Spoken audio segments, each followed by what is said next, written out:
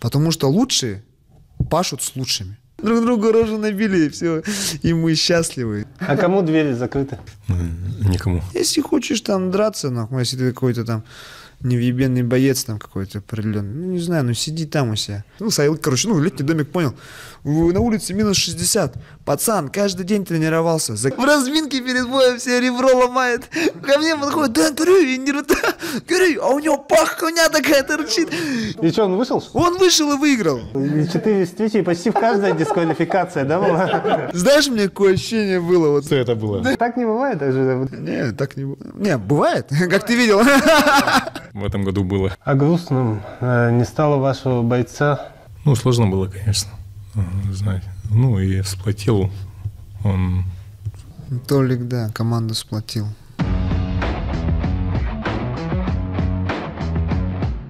Всех приветствую, это подкаст Амары Стоп, и сегодня у нас в гостях вице-президент Федерации Панкратиона и основатель клуба Триумф ММА Петр Уваров и тренер клуба Триумф ММА Сазонов Денис. Приветствую. Привет. Для начала поговорим о прошедшем турнире в Камчатке, Дальний Восток по Панкратиону. В целом, как впечатление по поездке и вообще результаты от турнира, как вам? Денис расскажет. Ну, турнир прошел, как сказать. Наверное, ну, всегда можно стремиться, да? Можно стремиться к лучшему, могло быть и лучше, естественно. В принципе, турнир сам прошел неплохо, на уровне. Сказалась, естественно, сама локация, где проходил турнир. Это была Камчатка, край земли, как говорится. Поэтому очень много регионов не смогли подъехать. И тем самым, например, мы столкнулись с такой проблемой, то что организация, да, растягивала. Ну да. Да, хотела, получается, растянуть бои на 2 дня. В весовых категориях, где менее 8 человек, объявляется круговая. Вот, и ребята у нас, получается, все залетали, бывало такие моменты, то что ребята залетали, ну, грубо говоря, через каждые 5 минут. То есть выходили, боксировали, и потом их вызывали снова, переодевали в форму и снова выходили на ковер. Ну, несмотря на все это, ребята показали очень красивые и красочные бои. Я пацанами, если честно, очень сильно доволен. Все показали крепость духа. Ну, для этого, естественно, была проведена хорошая домашняя работа, да. У нас были организованы сборы, далее подтягивались для подготовки много ребят с других клубов, да, то есть приходили, помогали ребята, Федя Агаюкин, Женя Колодезников, ну вот все вот ребята, которые в движении ММА, да, сейчас вот все были в этом плане вместе, и получилось все очень хорошо подготовиться к данному турниру. Ну и выступили настолько, насколько это было возможно в данный момент хорошо. А по идее, сколько дней турнир длится? Турнир сам длился 2 дня. Нет, вообще, вы говорите, В целом, да? В целом, да. Ну, с пятницы до воскресенья. Так, несколько Пятница, дней, суббота, по идее, воскресенье, да. Должны были так сделать. Пятница, суббота, воскресенье. Ну вот у нас что получается по результатам? По результатам у нас Юра Сыроватский, который выступал в категории 62 килограмм. Он завоевал золото, а Якушков Антон завоевал бронзу. У них была, кстати, круговая, у них было 3 соперника, да? Ой, 3 спортсмена весь. Далее Николай Слепцов, юниор 16-17 лет, завоевал 2 место. Сидалищев Вадим до 71 завоевал 3 место. Так. И Нестеров Леонид. Нестеров Леонид, он завоевал 1 место в категории 92 килограмма. Ну и плюс пацаны были там айхальские, но они как бы отдельной группировкой двигались. То есть мы за них болели, помогали, в принципе. Ну, они, как сказать, двигались отдельно от нас. Айхальские, это в смысле? С Удачного ребята были. Мирный? Да, с Мирного. С Удачными. Там у них тренер Александр. Фамилию Александр Измайлов. Ну, там тренирует уже давно порядка. Там у него и чемпионы есть, ну, по детям. Чемпионы Дальнего Востока есть дети тоже. Кстати, хорошо выступили, да? Они, кстати, самое большое количество медалей они привезли. То есть там, да, 14-15 лет у него ребята были. Потом у него был парнишка, как его, на 52 килограмма рыжий. Вот забыл его имя. На 56. 52? 7. 57, да? Ага, на 57 килограммов. Ну, у него не было никаких соперников, не было весь. То есть автоматом сразу забрал золото. И Леня Нестеров, да? То есть он тоже оттуда. Такое тоже бывает. Такое тоже бывает. Ну, видишь, это сыграла, мне кажется, локация. А так в целом сколько республик было? Регионов? 6 регионов.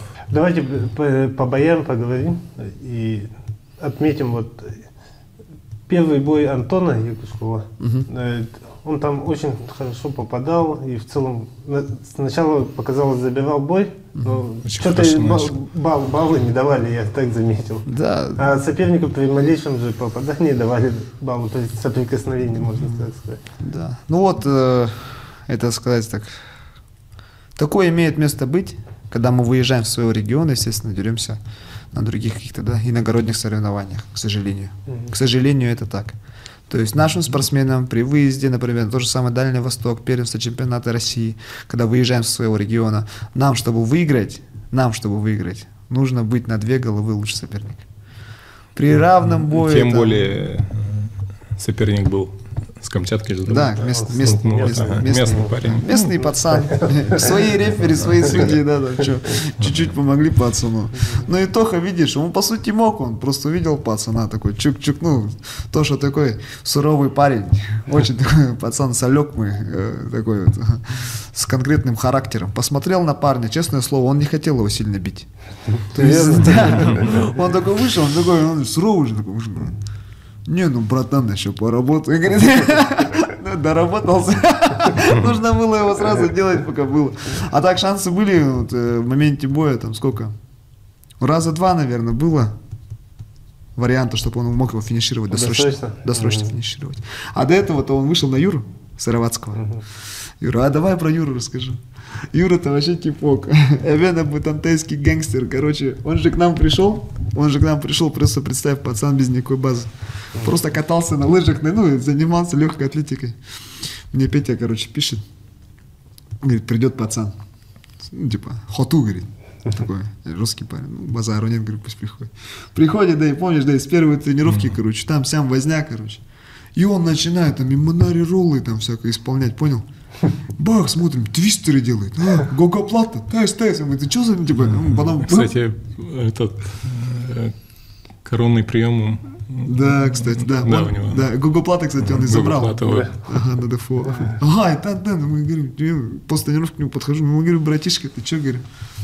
Где такого нахватался? Он говорит, короче, YouTube смотрел. Прикинь, на YouTube пацан научился. И он, представь, я у него когда спросил, короче, у него что? У него какие условия? Спортзала нету у пацана. Понял? У него единомышленников нету. У него там какой-то братишка есть, короче. И все. И они с братишкой? Да, они с братишкой. Ладно, хер с ним с братишкой. Хер с ним. У него, прикинь, короче, у него дом стоит, и рядом дом, короче. Ну, летний домик, понял? На улице минус 60. Пацан каждый день тренировался. Загонял туда газовые пушки, короче. По 2-3 часа, короче. Отогревал дом полностью, короче. Снес все стены. Налепил себе туда матов, короче. Нагревал температуру. И потом шел туда и тренировался. Просто представь себе. Просто представь себе вот желание. Да, так что всем молодым хочу сказать. Отмазки. Сами знаете для кого. Главное желание. Ну, парень реально суровый. И он сейчас реально, ну, и он, короче, выскочил, да? У нас сначала забрал республику, и все. Ну, и да, сходу забрал? Да, сходу, кстати. Да, в первый же год. Кстати, да. Был чемпионат республики, и он в том году еще юниором был. И да, вот по юниору выиграл. Тоже, кстати, все досрочно. Все бои досрочно. Да, очень хорошо. Ну и вот он отсылочку такую сделал, про пацана рассказал. И он просто выскакивает на того парня, которому проиграл Тоха. Ну, условно проиграл, да? То есть я не считаю это проигрыш. Он выскакивает, Юра такой, тук-тук, и без прелюдий, понял, тум-тум, залетел, кум-кам, гогу плату, бэц. Он такой, все, ну, грубо говоря, там справился с ним, сколько там, минута с чем-то, да? Ну, да, что-то такое возня. Очень уверенная победа была, очень уверенная победа. Ну, их было весь и трое, да? Их было 3 человека, и потом вот этот парнишка, Гладких, если не ошибаюсь, у него фамилия. Гладких была, да? Да, он вышел на Антона. Ну, Антон посмотрел на него, там реально парень зеленый был. Ну, Тоха-то парень жесткий. У него и плюха на месте, да? То есть он такой сам. А тот парень молодой, да? Да, он молодой, там он только в мужики выбрался. То есть Юрин ровесник. Ну, и Тоха такой на убайских началах. Такой, ну, думал, он такой чук-чук-чук. Потом там корка такая в бою, короче, была. Я сижу, нервничаю, короче. Ну, Тохи не считают, понял? Баллы не считают, но не дают. Я говорю, Тоха, включайся. Да все нормально, братан, говорит, сейчас сделаем. И получилось, как получилось. Получается, что там? Как там? Мем же был. Ударил он, победил я. Какие могут быть претензии, короче? Типа такого и вышло. Ну, в принципе, нормально. А, Петр, ты судьей не был на этом турнире? Нет, я не смог выехать. А, тебя там вообще не было, да? Поехали самостоятельно. Денис вот, старшего поехал. А кто помогал? Представитель команды. Денис поехал один. И все. Да. И вот еще, ну и с нами поехал. Поэтому сложно было там, сям. Там еще круговую сделали, прикинь, на 2 ковра. Вообще такой бардак был. Одному там, в другую сторону секундируешь, понял? Я там даже видел такой момент, то что вашему бойцу Кондакову вроде, да? То, что балл за то, что он опоздал, что ли, сняли? Да, такой момент. Да. Такое есть, да. Там 2 минуты считают, и все, если опоздал, минус балл. Да, такая сразу. Там что-то нет, подожди, там минута минус балл, типа 2 минуты дисквалификация. Ну да. Да, такой момент был. И вот хотел бы отметить там Кондакова, у него вот 5 встреч вроде было, 4 встречи, и почти в каждой дисквалификация, да, была? Знаешь, мне какое ощущение было? Что это было? Джу это такой тип, короче. Я его конкретно забустил. Ну, ты понял, я ему там конкретно на ухо присел, все, братишка, я в тебя верю, нужно драться до конца. И все, парни просто, понял, крыша поплыла. Такое чувство было, то, что я бойцовского пса, короче, с цепи спустил, и он пошел исполнять. То, что можно, не можно, правил парень не знает, слэмит, бьет, что хочет, делает, короче. Вообще, ну, по факту, по прошедшим этим соревнованиям ДФУ, он должен был стать 2-м номером. То есть должен был занять 2-е место. Пацан по факту проиграл только одному парню. Ну, он реально хороший призер России, да, по Союзу. Да, такой титулованный пацан. Всех остальных он выигрывал, что ты понимал. Он выигрывает, он, короче, выходит. Первый у него бой выскакивает. Там парнишка что-то... Там, я же говорил, то, что бардак, да, то есть 5 минут проходит, круговая, та же самая категория. И все вызывает Джу и вызывает у оппонента. А тот что-то бах-бах, короче, там, сложный бой, короче, был с фаворитом этого турнира, который стал 1-м же местом. И тут уже все, сидит, короче, жабрами дышит, но ему прям плохо конкретно. Устал совсем, да? Да, он сидит там, рвет его, короче. В итоге он не вышел. То есть, типа, за неявку дали победу Джу. Ага, потом Чукон такой выходит туда-сюда, короче. Проходит тоже минут 5-10, его вызывают на 2-й бой. Все, он там начинает чук-чук-хам-хам. Нормально все начал, все забирает, все чувствует.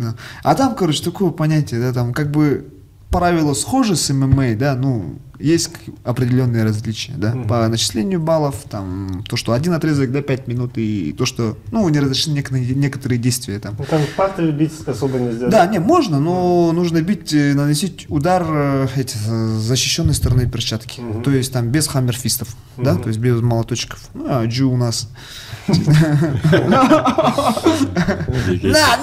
Накидал там как мог. Там еще корка. И он все начинает туда керачить его, понял? Дынь-дынь. И исполнять, там, камерами бьет, ему предупреждение. А там же знаешь, что мы там приезжие, да, там, нас там с этой стороны строго, там, минус балл, там, все, там, нахватался, короче, там, предупреждений. Потом еще свои слэмы начал исполнять. И все, короче, вот бой за боем так и отдавал. Всех, короче, тоже парнишка. Всех избил и сам проиграл. Вообще, исполнительный продюсер конкретно, короче. Там даже маты на трансляции слышал. А там эмоции, да мне обидно конкретно, ты понял? А он вообще, он, короче, горит, его не останавливает. Ну, типа, ну, ты понял, да, если были бы правила ММА, там, да, из этих пацанов никто бы так, не дожил бы до решения судьи. То есть Джу бы там всех съел и прикончил. Вот такой вот момент. Ну, обидно, досадно, ну ладно. Да, то есть выводы сделаны. Работа над ошибками дома тоже проведена. Да, конечно. И еще, ну, парнишка молодой, сколько ему там, 17 лет, горячий, рвется драться там. Там я ему еще там тоже там наговорил, он очень воин сахачество. Газ держал конкретно. Еще вот хотел поговорить про... Там галофинал был у нашего бойца. И Коля Слепцов. у Коли, вот. И что не хватило? Там в одном моменте я видел, он хорошо там забирал вначале, да? А потом чего не хватило? Что-то пошло не так. Что-то пошло не так. У нас был план. Мы его придерживались. Не, ну как там, что было? Вообще, по идее, там парнишка-то по сути хороший был. То есть, если не ошибаюсь, он был призер чемпионата мира по армейскому рукопашному бою. Я даже не знал, что типа АРБ есть на мире. Ну, пацаны так его объявили. Такой парнишка хороший. С Камчатки тоже парень, да? Нет, не Камчатка, это Приморец был. Пацан Приморец был. Вот. И все, они выскочили. Ну и все, Коля начал боксировать. По сути, забрали, там не засчитали нам нокдаун. То есть там правила такие, да, момент. 16-17 лет. Когда борьба переходит в партер, именно до добивания, там не разрешены удары в голову. То есть бьешь, ну типа, ну, то есть максимально глупо. Позиция full маунта, человек его оседлал, сидит полностью. И ну, и нужно бить ему, понимаешь, ну в грудь. В голову нельзя. Ну и все, Коля тынц, бьет, короче. И в моменте он ему пробивает дыхло, короче.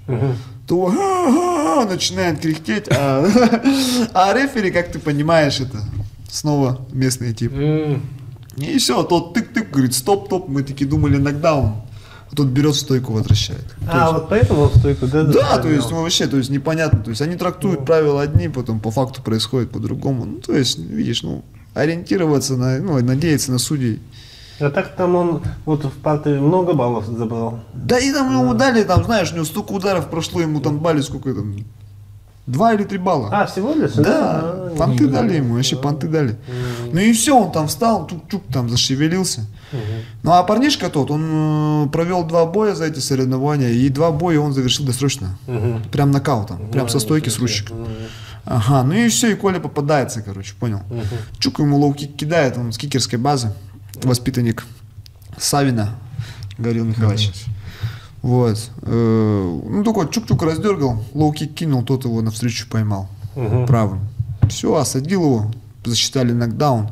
И все там возня туда-сюда. Снова же концовку забираем, снова же там позиционка, мы снова же сверху, мы снова оказываем давление, мы снова же набираем баллы, бьем, но получилось как получилось. То есть, ну, по идее, бой был близкий, но мы его выиграли. Я в этом уверен. 100%. По-любому. Да, базару нет, был нокдаун, но нокдаун был обоюдный.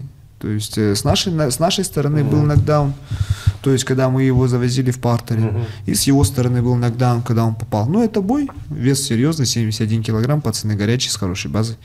Такое имеет место быть. Ну и вот, просто видите, наш нокдаун не оценили, его нокдаун оценили. Этот момент сыграл очень важную роль. Естественно, оттуда и такое решение. Далее было лучшее выступление сборной Саха-Якутии по Союзу вообще, Дальнему Востоку. Дальнему Востоку за все время, да?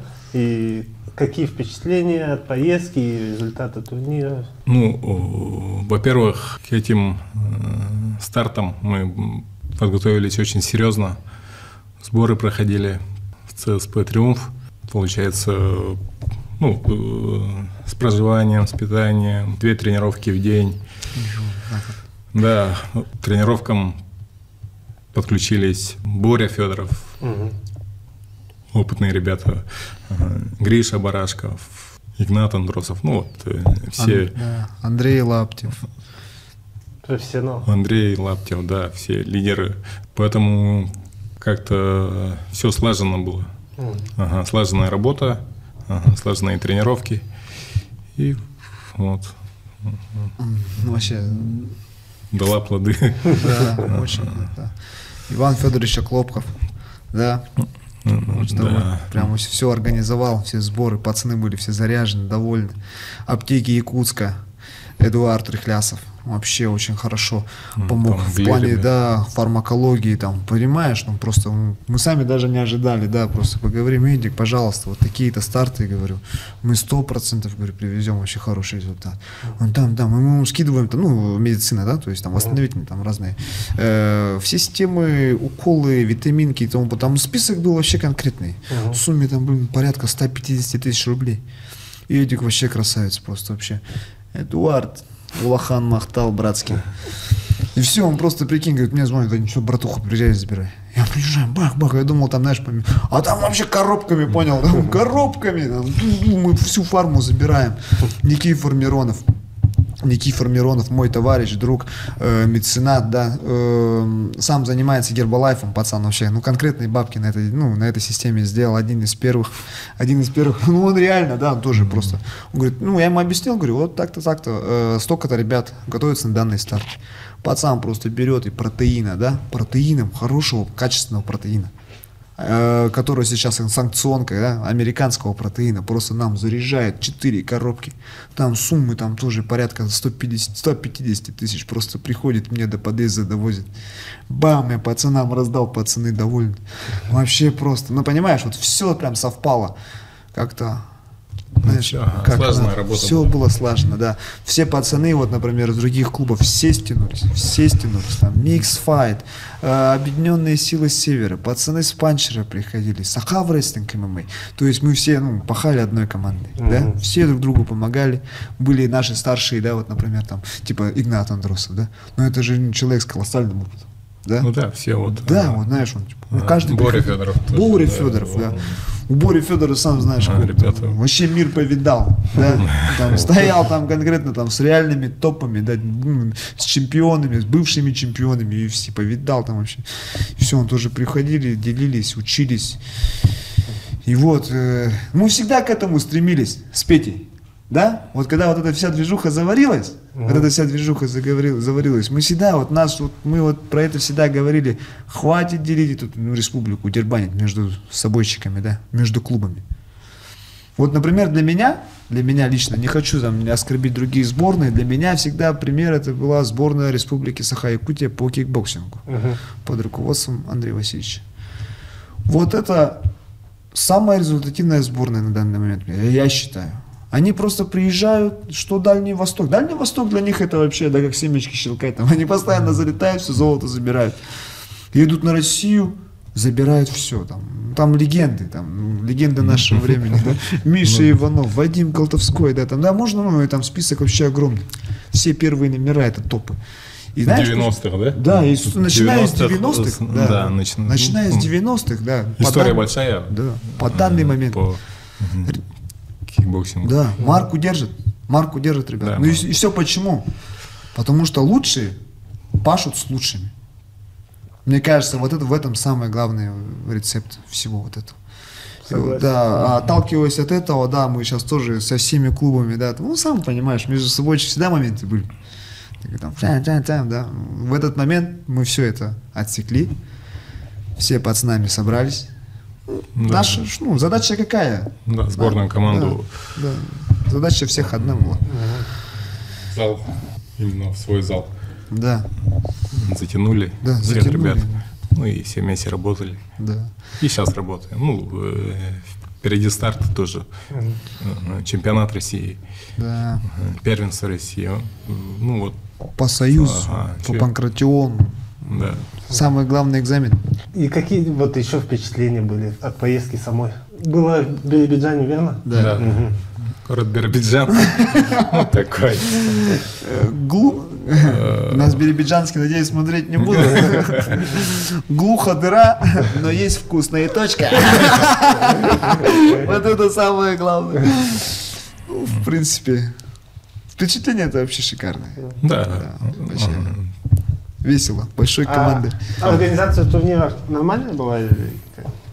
Да, кстати. Ну, как сказать, ну да. Неплохо, да? Неплохо на уровне Да. Дальнего Востока В сойдет. принципе, неплохо. Я вот там не понял чуть-чуть. Там клетка была вот очень маленькая такая. Телефонная будка. Это так не бывает даже, да? Не, так не бывает. Не, бывает, как ты видел. Ну да, ну, в этом году было. В этом году так получилось. Ну что там, ну клетка, да. Клетка маленькая. С Хабаровска привезли, кстати, в самом Биробиджане. Октагона нету, конечно же. Поэтому Да. так. Поэтому да. так. С какого-то зала там выдернули. Ну, а если честно, там это было больше нам как бы плюсом, чем минусом. Ну, ударникам, наверное, сложнее. Ну так? да, Да. ударникам не спорю, но Конечно. в кемпе в момент подготовки к данному турниру, да, на Дальний Восток, мы очень большой упор делали на работу у сетки. Мгм. Вот именно работа у стены. Работа у стены, да. Да, то есть и как со стороны, как тренер, что я могу, ну, конкретно, да, вот, что я для себя заметил. Для нас не было ни одной незнакомой для нас ситуации. Тупиковой. То есть в любом захвате, в любом положении наши ребята всегда знали, что нужно делать. Да, то есть то, что вот мы все пахали вместе, там, понятное дело, там ребята с разных клубов. Да, но основной объем работ, который проводился, вот он, пацаны все застали, мы все вместе отпахали, и поэтому было очень комфортно каждого друг друга секундировать. То есть, в принципе, отбились, я думаю, очень даже хорошо. Скосили сколько там? Ну, столько фаворитов скосили. Вообще просто забрали, мне кажется, все, что можно. Ну, на данном этапе. Ну, можем и лучше. В следующем году. Конечно, да, в следующем году Дальний Восток будет в Бурятии. Бурятия будет. Да, там уже соперники будут очень серьезные ребята. Не Надо будут готовиться. нас ждать. Буряты второе место заняли, да, в этом году? Сборная. В командном зачете нет, там командный зачет в этом году был, включили и взрослых, детей, ну, всех детей тоже, местных. да? Да. Включили, да. Приморцы там приехали, 54 Поэтому человек. командные брали, как сказать, массой. Детьми Да, я понял. вытянули. А если бы, например, по-взрослому было бы? Да, и мы так, взяли да, первое взяли место. первое место. Да, мы взяли первое место. Там рядом даже никого не было. В следующем году, значит, Бурятия очень тоже сильно показывали себя на самом деле. И будут готовы. Они будут там Особенно вперед. конкретно ждать нас будут. Это будет жестко. Бурятия, кстати, всегда в лидерах была по взрослым. До этого года. Да. И в следующем году также посмотрим. Главные соперники, да? Да, Как нас помню. будут ждать. В этом году у вас был счет 6-0 или 7-0, да? Если не 6. ошибаюсь. 6-0, да? Да. Ага, 6-0. В нашу пользу. Да, в нашу пользу. По результатам, как вам результаты? Можете рассказать, вот, сколько мест, сколько медалей Так, для публики? для публики, да? В этом году, как никогда, 4 золота получается у нас, 2 серебра и сколько? 6 бронз. И 6 бронз. 6 бронз. Да, вот такие вот результаты. У нас золото, получается, воевал Володя Максимов в категории 56 700, возрастной категории 18-20 лет. Провел сколько? 3 боя? 3 боя. Да, 3 боя. Три Провел, боя. ага, 3 боя, все досрочно. Мгм. Максимально уверенно все забрал. В финале, кстати, сошлись с бурятами. Ну, и там он уничтожил его вообще. Да, он просто его схавал. Ну, Володя, он такой, он сейчас в данный момент, он сейчас проходит подготовку, готовится к первенству России, который пройдет в Нальчике, Кабардино-Балкария. Это у нас со 2 по 5, да? С 2 по 5 мая. Да, уже вот Да. буквально 2-3 недели и все. Уже скоро, да? Стартуем, Да. Сейчас вот проходит подготовку, также на базе ЦСП «Триумф». Василий Сергеев. Василий Сергеев. Ага. Василий Сергеев является мастером спорта по смешанным боевым единоборствам. Опытный боец. Да. Ну, лидер сборной. Да. Лидер сборной. У нас, кстати, впервые вот в категории 65 у нас был этот якутский финал. Якутский финал. А да. почему ребята не подрались? Это вы им сказали или они сами не вышли? Нет, это была общая инициатива. Это была общая инициатива. То есть мы уже сделали то, что нам нужно. То есть наша в категории 65, у обоих были хорошие соперники. Вася Сергеев подрался с парнишкой из Бурятии, очень сильный парень. Да? Да, очень сильным парнем, который вот дрался вот и на голых кулаках, да, он и на правдофайтинге выступал, да, вот на таких вот, на наших, в российских промоушенах. Зарабатывал хорошие бои, там постоянно какие-то бонусы у него даже были там за лучший бой вечера, да. Ну, вообще очень красочный бой. И бой у них, естественно, в октагоне получился такой же. Вася проявил хладнокровие, прям выступил как надо. Выступил как надо и завоевал победу. 3-0. Там прикольный момент был, он там еще на камеру играл, так махал. Это он у Коли Слепцова нахватался. Коля тоже, короче, там выступил, первый бой забрал, подходит такой, чук-чук, камера машет. Вася такой, что сделал? Я говорю, а мы, да, я так же сделаю, и исполнил во время боя. Получилось, как по мне, еще круче. Далее, получается, Володя Федоров. Володя Федоров тоже. Он тоже, как и Максимов, уничтожил просто соперников, да? Да, он же, кстати, забрал 2 фаворитов. Да, в этом году он, да, с хорошей Да, у него сетка подготовкой смерти. пришел. Сетка смерти была, пацана. А это сетка смерти была? Да. Что-то он так спокойно пошел. Ну, Володя серьезный тип там, да? По физически очень сильный, функционально очень хорошо подготовленный. Шикарно слышит угол. Блин, ну с ним вообще как это. Как на джойстике. У них с Васей Сергеевым такая связка, просто не взять они просто. Мы сидели, получается, я и Вася Сергеев сидели, все. Я понимаю то, что типа у них-то контакт есть такой хороший, понимаешь. Ну я так, у нас был какой план. Я говорю Васе, то есть те моменты, которые я вижу, да, а и Вася уже, естественно, там, чтобы Володя, чтобы не путать, да, с двух сторон не кричать на него. И вот, и провели этот бой и выиграли. У него, получается, был первый фаворит на Куан Плюс, это Эхсон, да? Эхсон. Это парень с Камчатки. Да. Ага, если не ошибаюсь, бронзовый призер чемпионата России прошлого года. Ничего себе. Да, серьезный парень. Очень серьезный парень. Бьющий, быстрый, хорошие сабмишины имеет также. И он такой вот, и снизу, и сверху он всегда был очень опасен. Кстати, они на Камчатке по Панкратиону встречались тоже с нашим представителем с республики Вадимом Седалищевым. Вадимом Седалищевым, там такой был тоже бой плотный, кость в кость, но, к сожалению, Вадим отступил ему.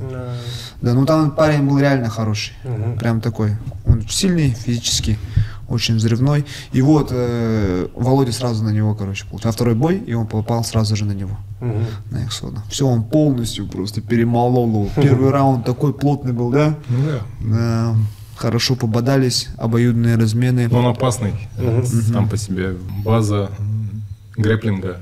Грэплер, да. Опасный грэплер. Везде ищет, что делать. Он такой, знаешь, он не на очки работает. Да? Он, то есть, работает на очки, но он никогда не упустит шанс финишировать. Да? То есть, всегда в поисках этого финиша. Володя справился с этой задачей. Очень даже как хорошо. То есть первый раунд был плотный, второй раунд все, и во втором раунде уже наступил переломный момент. Володя уже физикой его начал давить, размазывать по сетке, постоянно оказывая давление. Там было, конечно, пару опасных моментов, да, когда попал в душку. То есть было близко удушающе. Но Володя перетерпел, показал якутский характер. конкретно. Негой была его, негой. Конкретно передавил. И третий раунд это было просто что-то с чем-то.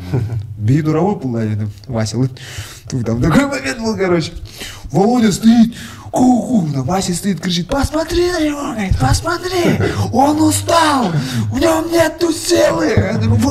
Он, Володя стоит, у него глаза бешеные, и понял, он просто рвется драться. Ну, я слышу, короче, нос подзабился.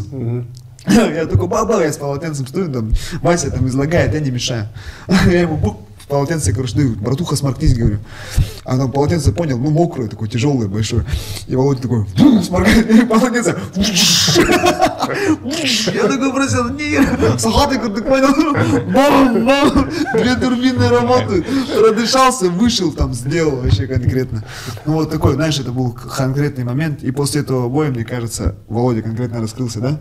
Жестко в себя поверил, Аллах. Прям конкретно поверил. Мое от меня не уйдет, Тимур Анатольевич, конкретно. Базару нет. От него чувствовалось это, то, что он до конца пойдет. Финальный бой его был такой тактический, да, больше? Тактический, больше да, тактическая работа была. Да. Парнишка такой был сам по себе бросковый. Это был бурят, база самбо. Тоже... Самбист, да? Да, очень сильный парень. Очень там все с базой. Боевого самбо. Очень бросковый пацан. Парень хороший, да, в прошлом Альглана Мартынова выигрывал на каком-то турнире, вот, точно не помню. И кто у нас еще чемпион? Айсхан. Айсхан. Финал, кстати, тоже тактический был, да? Да. Именно финал. Все, давление, работа. То есть ставка также была на борьбу. Ставка была на борьбу. Ну там как тоже у них там связка была определенная, то есть в углу у него сидел Иван Федорович Хлопков, то есть и с Андреем Лаптев. Мы стояли позади, ну и также тактические моменты ему тоже показывали, подсказывали, что могли, донесли.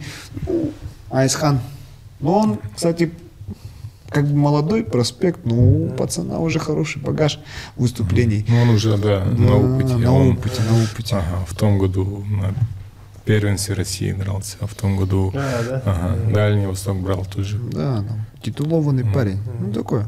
Очень тоже, кстати, хороший. Молодой, но есть багаж. Да, вязкий, нестандартный, очень характерный, знаешь. Он такой еще, знаешь, он тоже так же хорошо слышит угол и умеет додавливать. Он в любой ситуации, как бы сложно бой не проходил, у этого пацана всегда в резерве есть силы.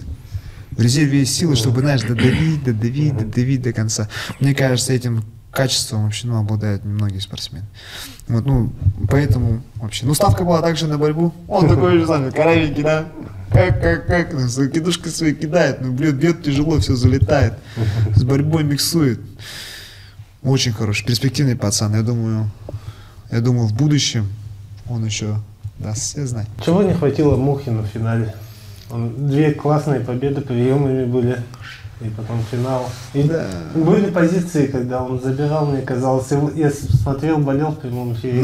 Казалось, как будто сейчас вот опять заберет свое. Да. Как сказать, можно сказать, что мы переоценили соперника. Потому что в первом бою соперник послал в нокаут своего соперника.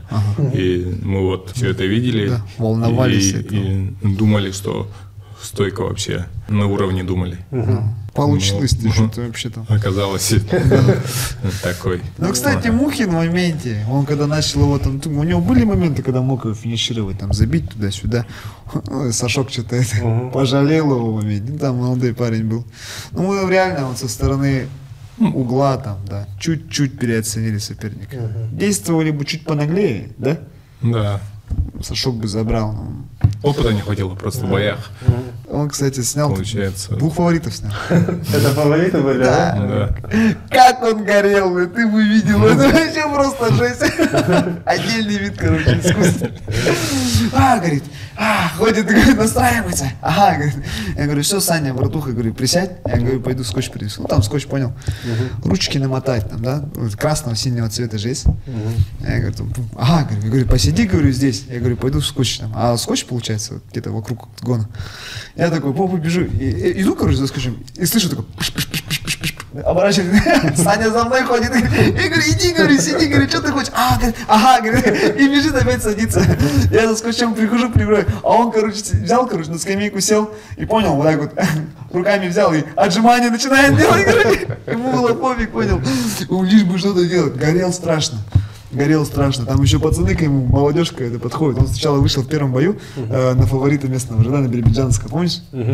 Да, он вышел. И там, короче, молодежь такая подходит. Ну, Питер реферил тогда, короче. Ага, поэтому я, больше я там с пацанами проводил время. И это, к нему, короче, молодежь подходит. Ты это, говорит, не гори, говорит. Ничего, такое, типа, ты не переживай, он, типа, сильно бить тебя не будет. Ну, ты понял, да, как Саня выглядит? Это же пацан, сюрприз просто. С ним конкретно обосраться можно, да, там конкретно недооценить. Он такой, говорит, жестко горит. Я говорю, все, Саня, соберись, тоже накачали пацана. Ну, самое крутое качество у Сашка, это, блядь, в самой стрессовой ситуации, когда нужно показать лучшее то, что он умеет, он может вот, оп, собраться и конкретно сделать красивый жесткий апсет. Он забрал это тоже там за минуту, да? За минуту первого хлопнул, потом выскочили сразу, там снова буряты, тоже пацаны с Бурятии были. Там тоже такой парнишка хороший. Кстати, он был фаворитом, да, того веса 57? Да, он хороший. Очень сильный пацан был. И все, и Саня... В том году брал.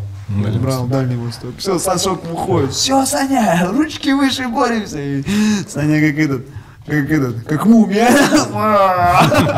О, глаза закрывает, залетает, тут вообще где-то, он что-то крутится. Потом все-таки свое забрал, где-то зацепился и хлопнул его. Базару нет. Задушил, да? Да, задушил. Сашка вообще никто не верил, но я знал, что он может удивить. Мы с Бориком сидим, Сашок шороху наведет. Так и было вообще конкретно.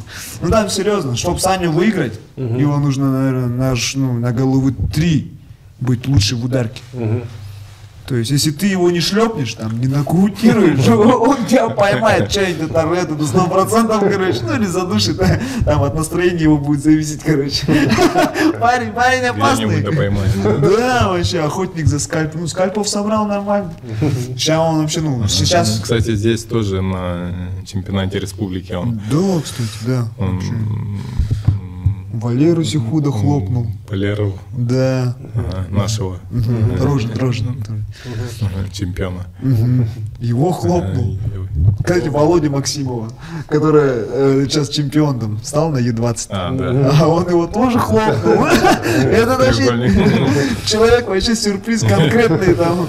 Его исполнить может. Но он с ним вообще, если честно, корок до хера. Скорок до хера. Они там на Панкратионе как-то раз он там разминался. Что-то там, опять, короче, мельтешит, понял, херней страдает. И в разминке в моменте, и ребро себе ломает. Понял, в разминке перед боем что-то делает. Да, в разминке перед боем все ребро ломает. Ко мне подходит, да, говорю, а у него пахня такая торчит. Я говорю, братан, ты, дурак? Это было, конечно, очень грубее звучало. Я тоже хочу ржать, знаешь, тоже, смеяться над пацаном, который вышел драться, там еще с сломанным ребром, не очень идея. Поэтому тут... И что, он вышел? Он вышел и выиграл. Серьезно? Да, это он вышел и выиграл. Это чепок вообще, говорю. С ним конкретно на улице обосраться можно. Ребята, запомните его в лицо. Не вздумайте. Оторвет, задушит. Фотку поставь. Особо опасен. В таких стрелять надо. С расстояния. Пацан опасный конкретно. Так, еще хотел отметить. Старостин был боец 70, да, килограмм? 75 или выше? 84. 84, да? Нет. Еще выше. Старостин Дима же. 77. 77, вот. Да. И... Поехал на 77, а так он весит меньше, конечно. Сам по себе, весит, да? На 70 надо кидать. Да. И вот в этом бою я там заметил, он там жестоко добивал соперника, долго притом. И это, да. Судья почему-то не остановил бой, и мне кажется, это повлияло. Опять же, да, рефери тут чуть-чуть, да. Затянул бой. Местный Марио Ямасаки, понял? Тот соперник местный был? Нет, реф, я про рефа. Помнишь, с Володей? Он же тоже реферил. Соперник, кстати, с Биробиджана. С Биробиджана. да? Вытянули его, да. Рефери сам с Владивостока. Петр, ты как сам судья, ты бы в той ситуации как бы поступил? Ты бы остановил бы? Да, я бы остановил, конечно. Ну там сколько? Видно было, да? 20-25 ударов безответно забив. Это было забив. Да. В том году, кстати, он тоже в финале, когда дрался, или не в финале, ну, забил соперника. Также бил и не остановили тоже. В итоге сам забился. Бензобак закончился, когда бил. Ну и все. У Димы всегда там легких боев не бывает. Всегда такой биг драма шоу. Федорович ходит там, газует за него, там ва-ва-ва. Всегда так происходит. Ну, пацану пахать надо. По сути, потенциал-то есть. Ну, а Реф вот этот, да, он, кстати, реферил финальный бой Володи Максимова. Тоже смотрел, сидел, терпел. Там, когда тоже, Аишу вот этого забил. Да, там конкретно там ударов 5-6 лишних было там. Зачем? Да, там уже там глухой нокаут можно. Глухой нокаут. Тут Володя смотрит, ну тут делай. А что спортсмену остается? Ну, сделал. Тем более финальный бой. Лишнего урона принял пацан из-за этого рефери. Ну и вот там вот, на этой почве тоже там произошел такой легкий конфликт с командой. Расскажи про конфликт. Как это вообще по-другому случилось? Это эмоции, брат. Эмоции. Это были эмоции. Ну, Володя же это наш парнишка, понял? Он к нам пришел вообще такой, ну, то есть чуть-чуть базы, там, чуть-чуть бокса, да? Чуть-чуть борьбы. Чуть-чуть борьбы, Да, чуть-чуть там бокса. в основном ничего не умел там. По смешанным единоборствам. Но поставал там, за минуту жабрами дышал там, вообще никакой там. Ножик вообще совершенно, ну, от слова совсем не был. Все, и там, и мы его с Петром таскали, да, сколько там работы было проделано, и, ну, естественно, мы за него очень сильно переживали, да? Это наш пацан, который сейчас вот-вот станет чемпионом Дальнего Востока. Оттуда, конечно же, эмоции. Ну и все там, ну там легкое недопонимание, короче, произошло. Но я сам тоже такой, понял, перегазовал в моменте. Бам, там стоит, там пацаны газуют. А там в Ю-20 был первый финал. Я встаю, бары ты, короче, а ты вон туда-сюда. Он, бля, пацану, короче, домой. Ну, суть была какая, типа, золото домой едет. Все. Бах, пацаны, буряты подрываются. Забегают с моей стороны, там, Боря, Петя, забегает, рогами встали друг друга, короче. В смысле домой? И там, они, короче, недопоняли эту фразу. А что там? Я тоже растропаленный понял, там-сям, говорю. Я чуть, короче, слава богу, что все нормально закончилось, короче, потом разошлись.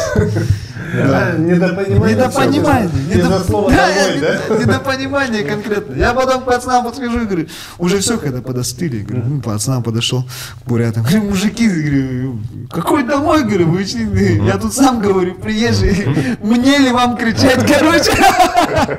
Они тоже, ну, они поняли, угорнули, все, базару нет. Ну, ты видишь, тоже финальный бой очень, блядь, такой сильный уроновый боец с их стороны получил. Ненужный нокаут, которого можно было избежать из-за некомпетентности рефа, который был в октагоне. То есть ему-то, конечно, там, что там с нами борется, там, а пацану что там, прикинь, Ю-20, ему пахать и пахать, биться и биться.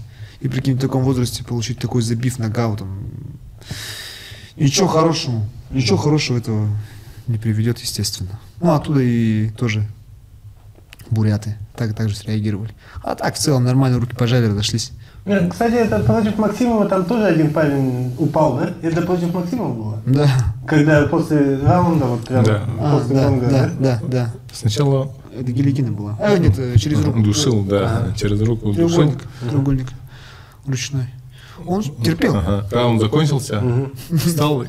Да. Он терпел, короче, он знал, что там 10 секунд остучали. Пацан такой тоже. Такой драчун, характерный, понял? Ты там терпел, короче. Дотерпел, думал, встал и закуматозило потихоньку. Ну, Володя там конкретно хищник. Он еще такой, ты бы видел, как он дерется. Это вообще там, знаешь, там качество не позволяет. Но он такой, короче, понял, смотрит, глаза горят. Что-то прилетает. Включился, да. Да, вообще прям. Голодный, прям, да? Вообще голодный. Красавец. Кого бы вы еще отметили вот на турнире и кто для вас главное открытие? Ну, у каждого для вас и главное разочарование для каждого из вас. Отметить, конечно, нашего Васю Сергеева, да. Ну, он фанат своего дела. Да. Поэтому и результаты приходят. Очень относится тогда. Ага, фанат, дисциплинированный. Ну, этот пацан точно. Что-то конкретно. У него будет, за ним будет высокий результат, дело времени. Он конкретно, целенаправленно, маленькими шагами, но каждый день. Он идет, записывает. У него даже свой дневник есть. Да. Да, он все же, заметка ведет. Проснулся так, самочувствие так, поел вот это. Присмотрел вот это, хочу отработать вот это. И у него там вот так. Пацан вообще конкретно. Он только ММА занимается? Да, он очень жестко профессионально. Он профессиональный. Кстати, да, открытие. Ну, Володя. И Муха. Муха, это Для меня муха. Да. Ну, Володя это да. Ну, Володя, потому что, знаешь, он тоже дебютант, да, принес золото. Но Муха это было просто, знаешь, эмоциональные качели, наоборот, знаешь, на американских горках прокатил нас конкретно. Ну, он красавец, Муха вообще такой тип, ну, вообще хороший. Ну, еще там из кого подметили, Коля, да, Слепцов. Да? Очень хорошо выступил вообще тоже. Пацан-то вообще тоже заряженный. Тоже красивый, рослый. Вертушки, да? Да, вертушки там. Хайлайты были, всегда хорошие. Что здесь, на чемпионатах республики, что на Дальних Востоках. Да, он исполняет. Психология вообще просто. Реальный конкретный хищник. Глаза Выходит, горят. финиш. Да. Он реально работает. стойкий, мне кажется, вообще. И Все умеет. Партер, да, Да, прибавил? в партере, да, он тоже прибавил, много чего накидывает. Но вот в этом моменте, да, вот его полуфинальном бое, у него был парнишка по комплексному единоборству. Я соврал. Тот у него призер чемпионата мира по АРБ, это был на Союзе у него. Вот в полуфинале он встретился. А вот на Панкратионе у него тоже по АРБ, призер России был. Да, в этот раз Скальп был круче, да, по сути.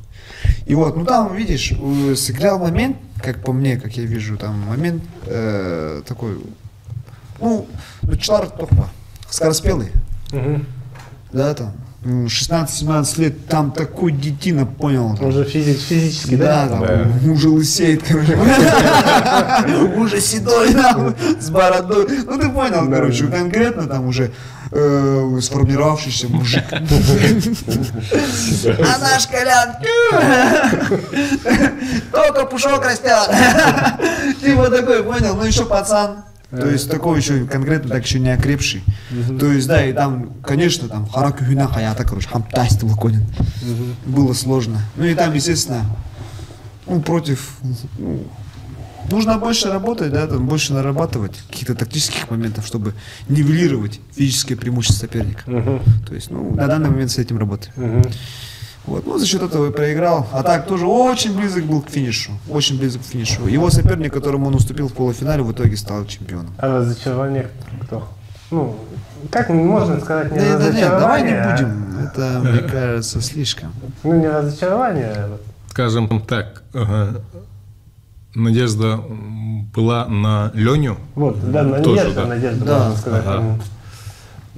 Тоже по юниорам дрался. 18-20, да? Да. Ага. Там шальной прилетел конкретно. Да, шальной прилетел, и все. Слетел с глубокая боя. осечка там. Так, да. Это который бой я не смотрел, да? Нестеров. Который мне скидывали. Да. Большой парень. Да.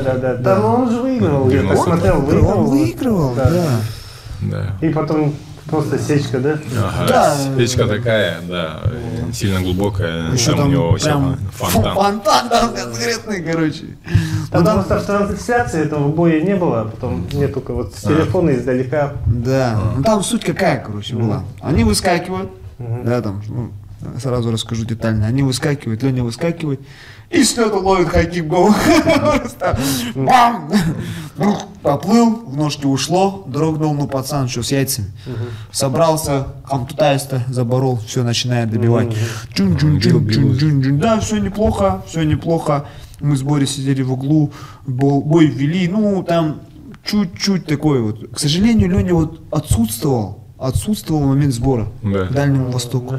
Да, а вот эти вот именно моменты, если бы он был с нами на этапе подготовки, он бы его просто, ну, он бы не поднялся. Переехал бы. Да, переехал бы, он бы, ну, реально, Леня, по идее, как атлет, как спортсмен, он был на голову выше его. То просто шальной и сыграл, конечно, вес 92 килограмма, да? Это серьезный вес, там, плюшки конкретные.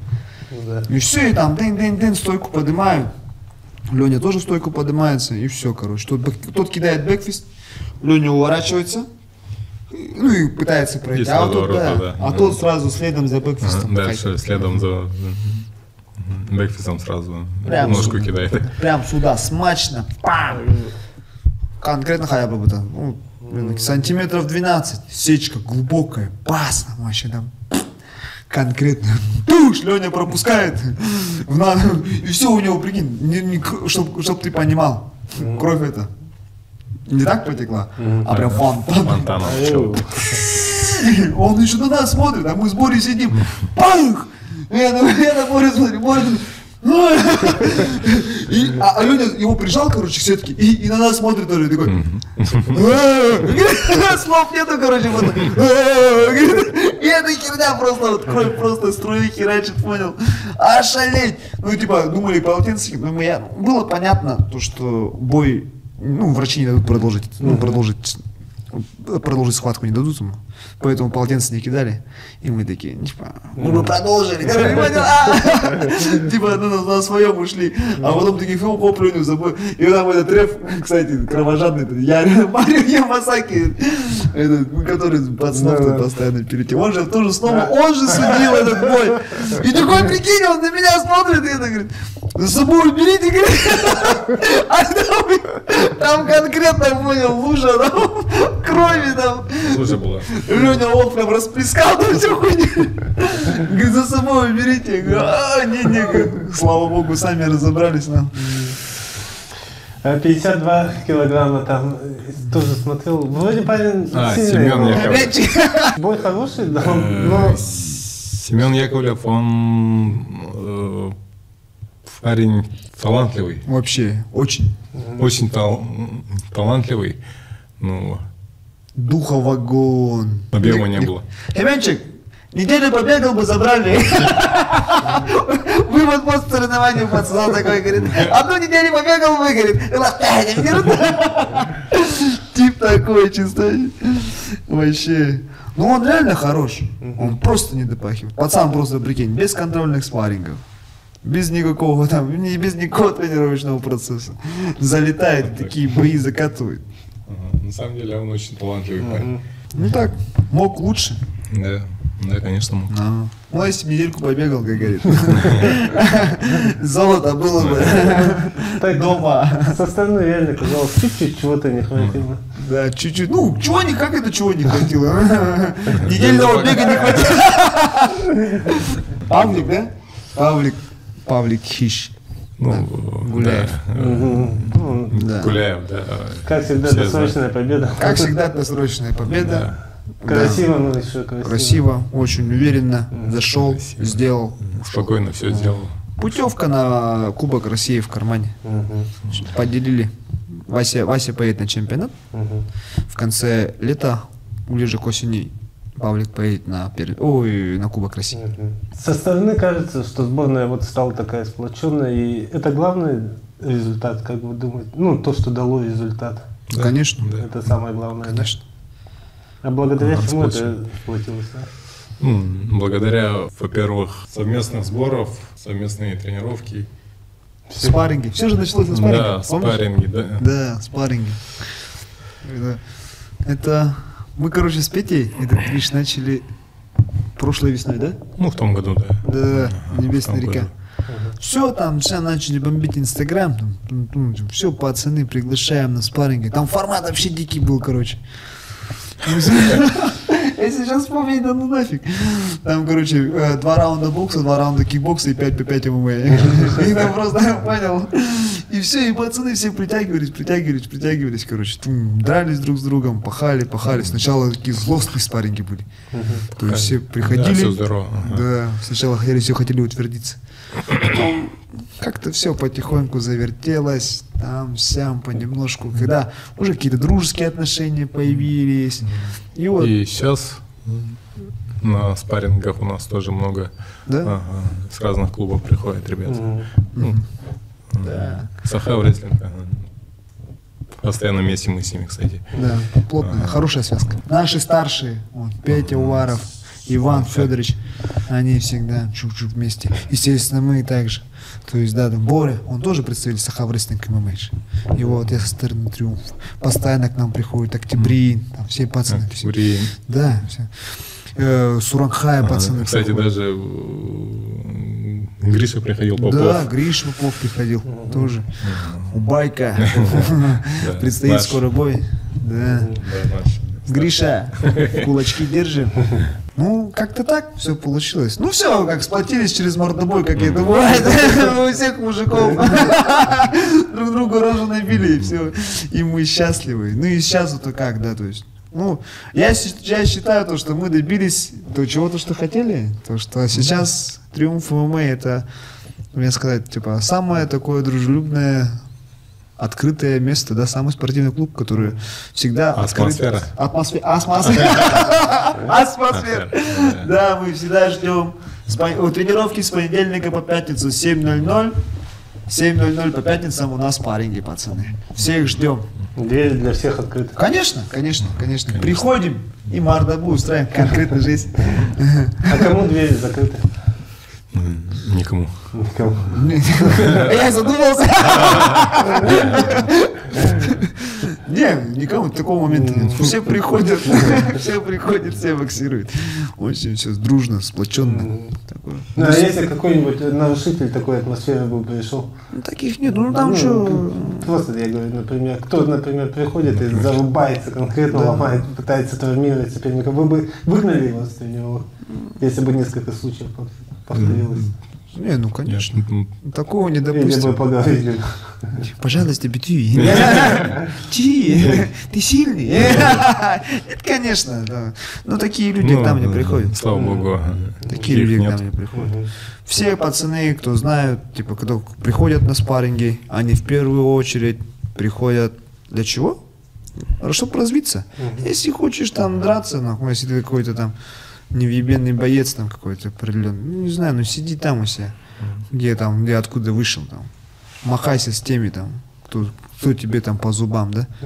Нам приходят пацаны, ну. Я не говорю то, что у нас плотных спаррингов нет. То есть все ребята опытные. Если ты хочешь плотно зарубиться, ты зарубаешься. Это обоюдная работа. Обоюдная работа. Но зарубаться же тоже уметь нужно. То есть для тебя, ну, чтобы поддерживать такой темп, ну, должен быть определенный уровень. Да? И мы всегда стараемся отсеивать. Зарубаться хочешь, пожалуйста, зарубайся. Да, конечно.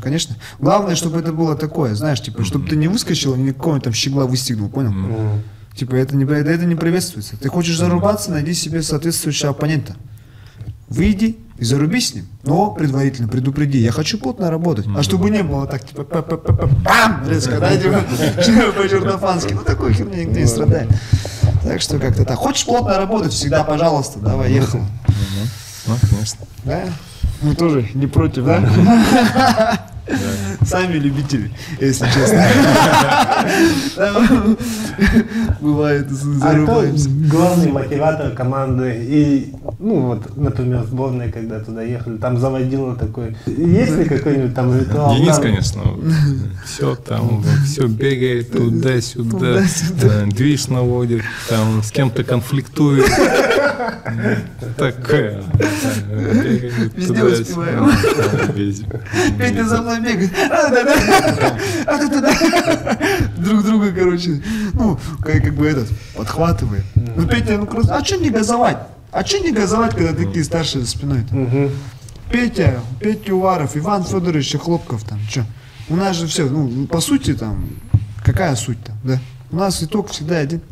Мы хотим, чтобы наша республика процветала, да? Чтобы наши бойцы в плане панкратиона, ММА завоевывали, привозили домой золотые медали, правильно? Ну, это же не на пустом месте делается. То есть итог один, рецепты разные, и все мы двигаемся в одном направлении. Вот и все. А если у вас, например, ритуалы там, Аугастовату перед турниром? Ну, кстати, надо. Пока нету, да. Да, вот надо. Пока чисто вот сборная, суета, тренировки. Тренировки, еще раз тренировки. Да. Пока, ну, в будущем хотим, конечно. Надо. Надо, по-любому надо. Да, надо. Пока такого нету, таковых ритуалов. Ну, все постепенно. Сейчас обрастем. Да. Это же все, это же опыт. Все будет еще круче. Это только первый год, когда мы так газанули. Я думаю, дальше будет больше. Еще пару вопросов вот по Дальнему Востоку.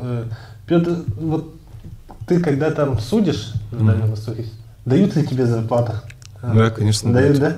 Да, а гонорар там нормальный? Хватает. Да. И обеспечивают проезд? Тоже федерация, да? Союза или? Нет, проезд обеспечивает местные, вот, местная федерация во главе с Кычкиным. Александр Григорьевич за судейство, да? Конечно, платит, да. И на Дальнем Востоке, и на чемпионате России, да, я судил, на первенцах России, да, всегда. А на республиканских? Или тут больше? Да. Тоже на республиканцах тоже платят, но, конечно, не как там. Чуть меньше. Круто. Тогда вернемся вот к будущим турнирам, российским, Кубок России и так далее.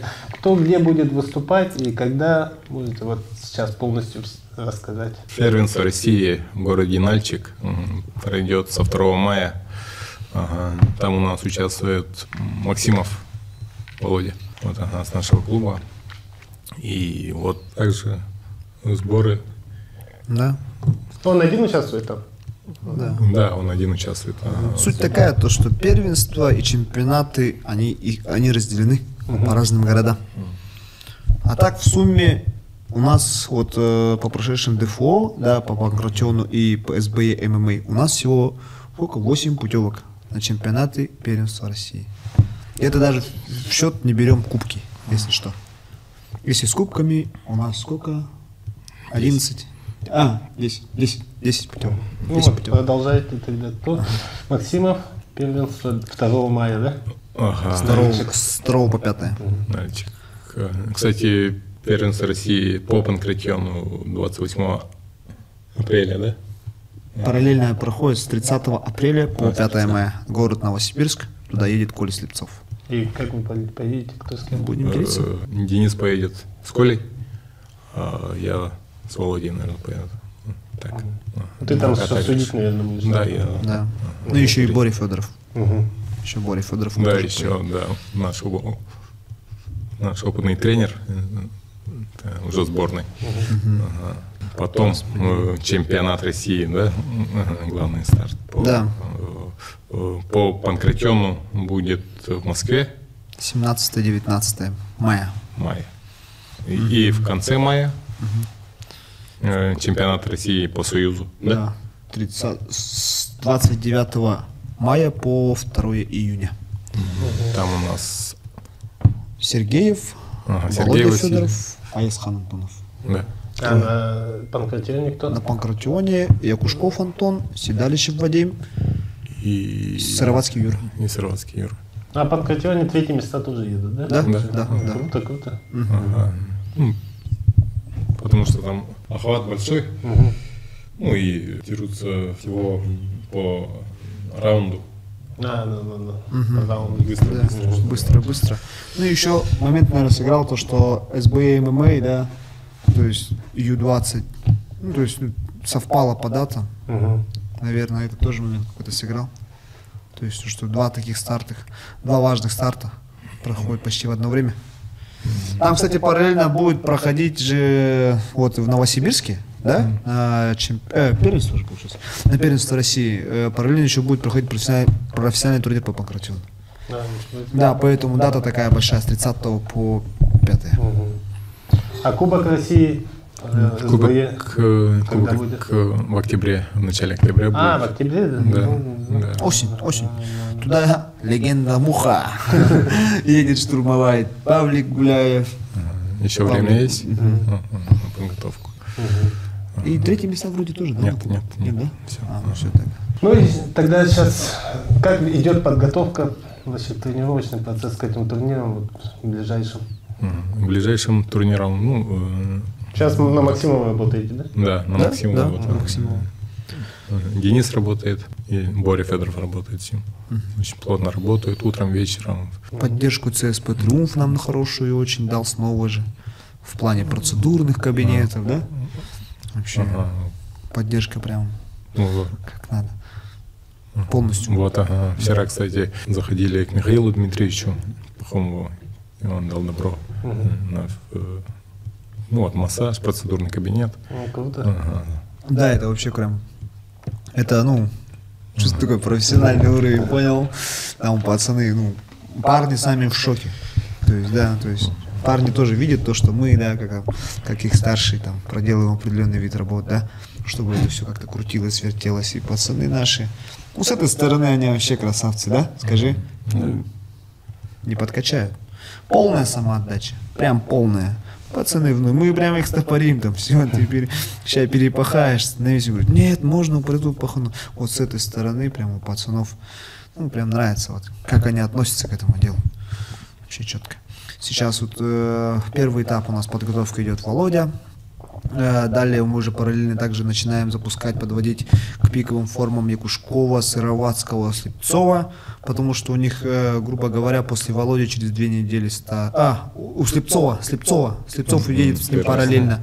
Далее, да, за ним следом у нас идут Якушков, Сыроватский, вот у них, пока только набирают объемы, вот скоро также должен подключиться к тренировочному процессу Вадим Сидаричев, и потом уже следом за ними по мужики по союзу ММА, Айсхан Антонов, Вася Сергеев, Володя Федоров.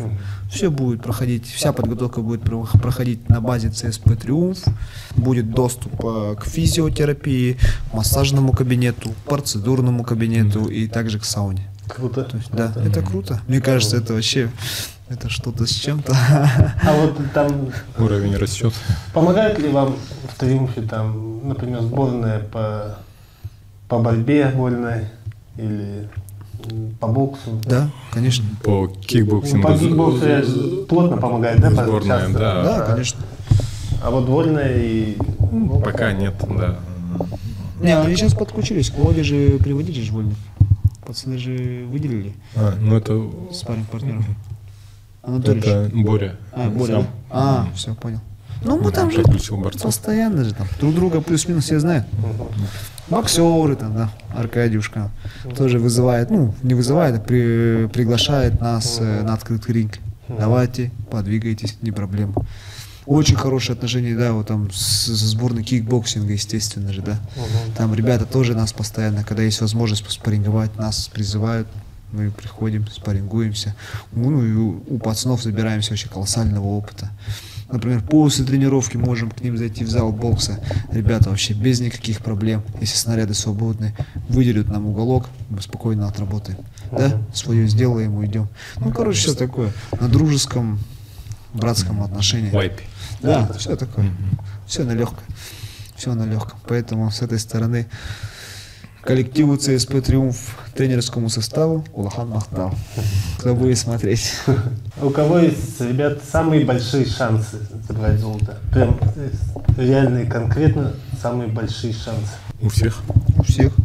Прям выделить такого, который 100% должен забрать, может. Не стоит. 100%. Вася Сергеев. Это лидер сборной. Сергеев. Лидер сборной, капитан команды. Мы его назначили капитаном команды. Да. Он реально хорош. Реально, это достойный пример. Вот пример. Самоотдача конкретно, полная. Ответственный, очень дисциплинированный, очень все досконально все записывает. Он живет ММА. Он живет ММА конкретно там, все, он только об этом, 24/7, все об этом, все об этом. Он на тренировку приходит, там, сколько бы там ни отработали, на лапах не поставили, ему всегда надо больше там. Да даже в сторис, возможно, ты меня видел, там 10:30 на часах, там, пацаны стоят, мешки колотят. Почему? Ну просто хотят. Понимаешь? Он реальный фанат. Ну и только, мне кажется, только с таким отношением можно добиться успеха. Потому что конкуренция... Только с таким отношением. Да, да. Пример для всех молодых. Вася Сергеев — это реально настоящий лидер, капитан сборной команды. С него нужно брать пример всем нашим молодым проспектам. Достойный пацан. Каким тренерским составом вы будете, не будете, а вообще выезжаете вот на российский турнир и так далее? Вы вдвоем, Борис Федоров и Иван Федорович. Вот. Иван Федорович будет обязательно, да, конечно. И на чемпионате будет НПР. Состав, по сути, грубо говоря, будет, наверное, не изменен практически, как и на Дальнем Востоке. Просто на данный момент мы немножко разделимся. То есть Ю-20 парни поедут. Панкратион. Да, я на Панкратион поеду. А хватает ли турниров в республике? Кажется, как будто чуть-чуть не хватает, да? Чуть-чуть не хватает. Чуть-чуть не хватает. А ведется ли работа в этой области? Ведется. Конечно. Ведется. Конечно, работаем с Иваном Хлопковым, да. Ведется работа. Чего еще не хватает? В будущем. Чего не хватает?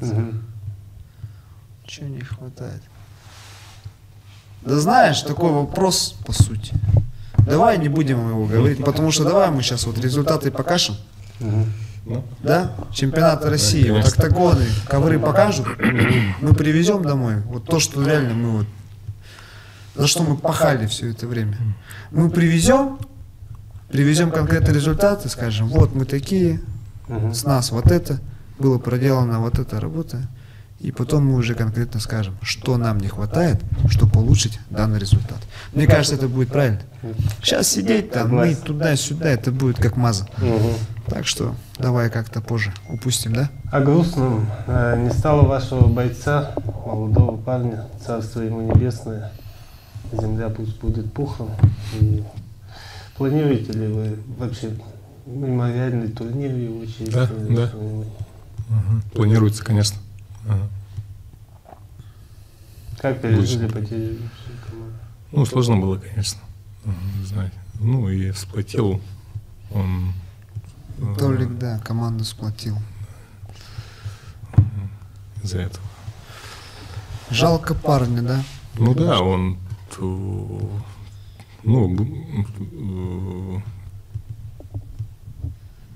перспективным был. Очень даже. Очень перспективным. Да. Возлагали так большие очень надежды на него. Да, в том году в Дагестан они ездили. Все вот лидеры, которые сейчас. Вот Вася Сергеев, Павел Гуляев. Толик и Алексей Прокопьев. Они вчетвером. Еще Денис Андреев был тоже лидер республики. И Вася Григорьев тоже. И они вот все вместе, кстати, в Дагестан ездили. В Кампузыру Абдракова, кстати. Достойно отпахали, приехали. Оттренировались. Объемом. Да. Толик должен был газовать. Планировали тоже Дальний Восток, Россия. Такие планы были. Толик конкретно сплотил. Мы своих не забываем, да, мы с командой, с ребятами сделали памятные футболки с его именем, с его фотографией. Видел. Да, то есть Толик также остается частью нашей команды. Вся наша молодежь, которая, ныне пришедшая, да, которая не застала его, мы всегда о нем рассказываем, всегда, ставим в пример его тоже самоотдачу. Пацан был очень такой, очень перспективный, очень характерный. Прям вообще несгибаемый, я сказал. Он такой, да, вот. Недавно, вот вчера, кстати, буквально с Антоном Якушковым ездили, он хорошо так пометил. Парнишка такой, знаешь, он такой, знаешь, бился жестко, да? И такой вот, пропускал, бывало, там конкретно, да, все равно пер. И только так хорошо подметил. Он говорит, этот пацан, говорит, был как будто без ангела-хранителя такой, да, как ты так сказал. Но у него всегда, вот, типа, всегда казалось то, что если бы другой пропетлял, ну, на его месте, например, а Толик как будто это. Вот, такие моменты были, конечно. Но Толик, жалко пацана. Да, тут его семье там поддержку оказали также. Он с большой, да, очень с большой дружной семьи. У него красавицы, сестры, да, там, плюс-минус там всегда, ну, я стараюсь там поддерживать с ними какой-то контакт там, да, в Инстаграме, туда-сюда. То есть я всегда, например, готов оказать любую поддержку там его семье, его сестрам, любого рода, в принципе. Как и вся наша команда, как и Петр Уваров, как и все пацаны, которые стоят за нами.